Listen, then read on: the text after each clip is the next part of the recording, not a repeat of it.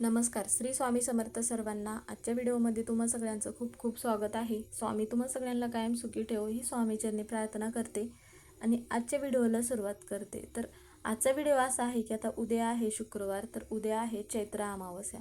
आता ही अमावस्या म्हटलं की आपण माता लक्ष्मीची सेवा ही करतच असतो. बऱ्याच वेळा काय होतं की आपल्या घरामध्ये सतत काय ना काय समस्या अडचणी निर्माण होत असतात. त्यामुळे आपल्या घराची प्रगती होत नसते. त्याचप्रमाणे मुलांची पण प्रगती होत नसते. त्यावेळेस घरामध्ये काही अडचणी निर्माण झाल्यानंतर, काही घरामध्ये दोष तयार झाल्यानंतरच मग आपल्या घरामध्ये घराची प्रगती होण्यासाठी अडथळे येत असतात. म्हणून मग अमावस्येच्या दिवशी आपण काही सेवा उपाय केले तर त्याचं फळ आपल्याला नक्की मिळत असतं.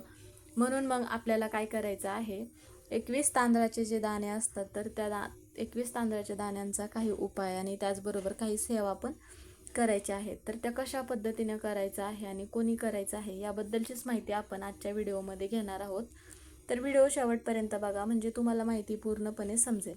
व्हिडिओ आवडला तर व्हिडिओला लाईक करा, चॅनलवर नवीन असेल तर सबस्क्राईब करा, व्हिडिओला हाईप करायला विसरू नका. आता आपण अमावस्या म्हटलं की घरामध्ये आता प्रत्येकाला अमावस्या पौर्णिमा म्हटलं की भीतीचा दिवस हा वाटत असतो. पण मनामध्ये कोणतेही वाईट विचार न आणता आपण मग काही सेवा उपाय करणे तेवढेच गरजेचे असते. जर आपण अमावस्याला काही सेवा केल्या तर त्याचं फळ आपल्याला नक्की मिळत असतं. म्हणून मग काय करायचं आहे, आता बऱ्याच वेळा काय होतं की घरामध्ये काही भाज्या अशा असतात की त्या आपण अमावस्येच्या दिवशी बनवल्या नाही पाहिजे, ज्यामुळे काय होतं की आपण केलेल्या सेवेचं फळ जे आहे तर ते आपल्याला मिळत नाही. काही भाज्या अशा पण आहेत तर त्यामध्ये लाल भोपळ्याची भाजी ही चुकूनही खाल्ली जात नाही, त्याचप्रमाणे घरी पण आणली जात नाही.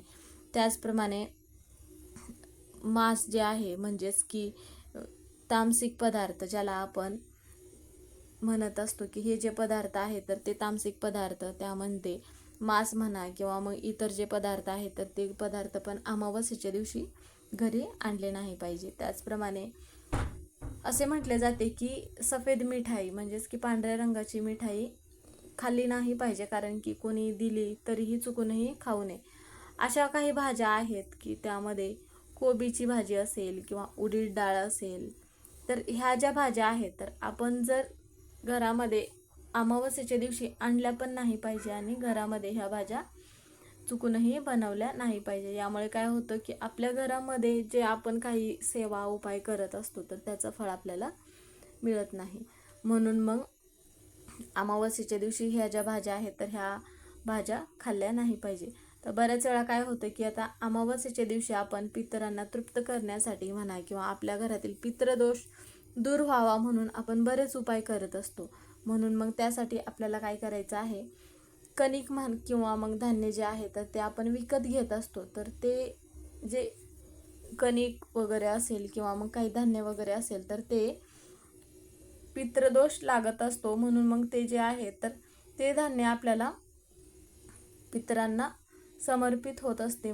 त्यामुळे मग असे म्हटले जाते की अमावस्येच्या दिवशी कणिक म्हणा किंवा इतर जे धान्य आहेत तर ते विकत घेऊ नये असे म्हटले जाते. यामुळे काय होतं की आपल्याला पितृदोष लागतो. ते जे धान्य आहे तर पितरांना समर्पित म्हणजेच की पितरांना त्याचा लाभ होतो. त्याचप्रमाणे ह्या ज्या गोष्टी आहेत तर या गोष्टींचे आपण नियम पाळूनच मग आपल्याला हा जो एक उपाय करायचा आहे तर तो करायचा आहे. तर संपूर्ण दिवसभरामध्ये तुम्ही कधीही हा उपाय करू शकता. आता प्रत्येकाला अडचणी तर आयुष्यामध्ये असतातच, तेव्हा मग आपण कोणत्याही अडचणी असतील तरीही तुम्ही हा उपाय केल्यामुळे घरातील अडचणी म्हणा किंवा काही समस्या असतील तर त्या दूर होतात. आता अमावस्येच्या दिवशी आपण उंबरट्याला हळदीचं लेपन हे करतच असतो, कारण की घरामध्ये सगळीकडे वातावरण प्रसन्न राहिले पाहिजे. माता लक्ष्मी आपल्या घरामध्ये प्रवेश करत असते त्यावेळेस मग घरातील वातावरण प्रसन्न दिसल्यानंतरच त्या घरामध्ये माता लक्ष्मी स्थिर राहत असते. घरात सगळीकडे आपल्याला काय करायचं आहे, पाणी शिंपडायचं आहे. आता आपण पाणी शिंपडत असताना त्या पाण्यामध्ये थोडं 2 थेंब तुम्ही गंगाजल टाकू शकता किंवा तुमच्याकडे गोमूत्र असेल तर तुम्ही गोमूत्र टाकलात तरीही चालेल. त्यानंतर मग आपल्याला काय करायचं आहे, 21 तांदूळ आपल्याला घ्यायचे आहेत. आता 21 तांदूळ घेतल्यानंतर कुंकू किंवा हळद मग टाकून त्या तांदळाचे आपल्याला काय करायचे आहेत, अक्षदासारखे जे आपण बनवत असतो तर ते आपल्याला बनवायचं आहे. आणि त्यानंतर एक कागद आपल्याला घ्यायचा आहे.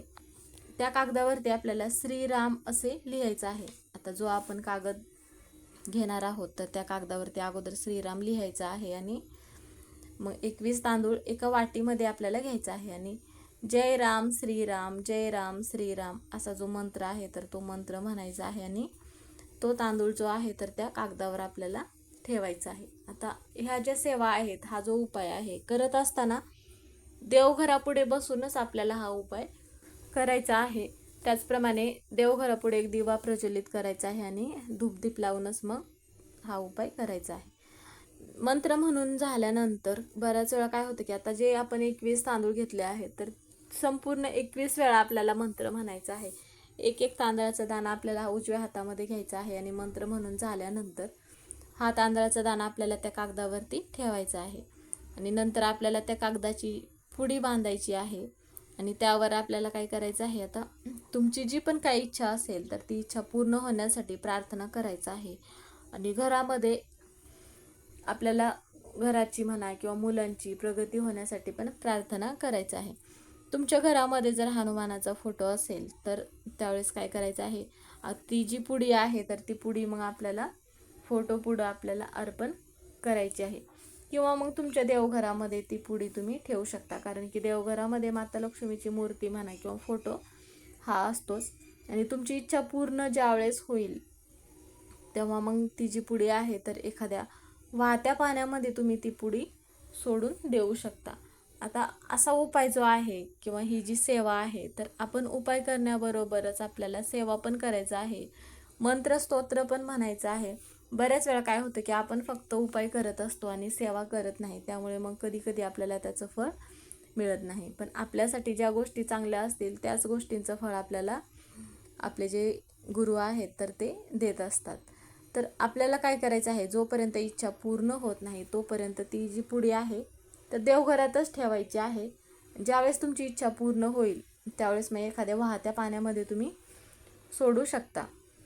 आता तुम्हाला जर शत्रुपीडा असेल तर त्यावेळेस मग काय करायचं आहे, एक नारळ घ्यायचा आहे, त्यावरती आपल्याला खडीसाखर ठेवायची आहे आणि जिथे कुठे हनुमानाचं मंदिर असेल तर तिथे आपल्याला जायचं आहे आणि हनुमानाला हा जो नारळ आहे तर तो अर्पण करायचा आहे आणि एक वेळा हनुमान चालीसा आपल्याला पठण करायचं आहे.